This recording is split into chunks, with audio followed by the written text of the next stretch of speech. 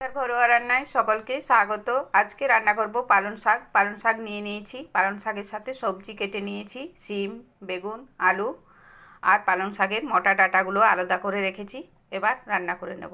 তেল গরম হয়ে গেছে, দিয়ে দিচ্ছি একটা শুকনো লঙ্কা আর কয়েকটা বড়ি। ফোড়ন ভাজা হয়ে গেছে, বড়িগুলোও ভাজা হয়ে গেছে। এবার দিয়ে দিচ্ছি কয়েক কোয়া রসুন।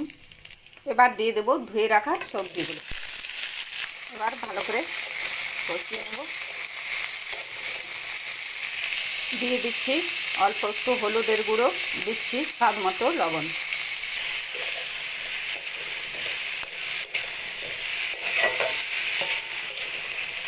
দু মিনিটের মতো নেড়ে চেড়ে নিয়েছি। এবার দিয়ে দিচ্ছি ঢাকা, দিয়ে দিচ্ছি 2 মিনিটের মতো। 2 মিনিট পর ঢাকা খুলে এবার দিয়ে দেবো পালং শাকটা।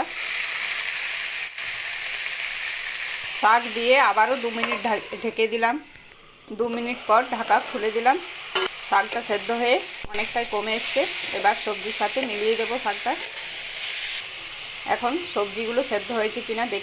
সবজিগুলো খুব সুন্দরভাবে সেদ্ধ হয়ে গেছে, আলু, বেগুন, শিম সবগুলো। এবার দিয়ে দেবো আমি সরষে আর কাঁচা লঙ্কার বাটা। ভালো করে মিলিয়ে নেব।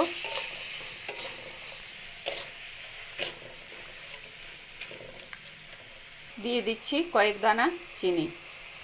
এবার ভালো করে জল শুকিয়ে রান্না করে নিচ্ছি। পালং শাকের রান্নাটা হয়ে গেছে, এবার নামিয়ে নেব।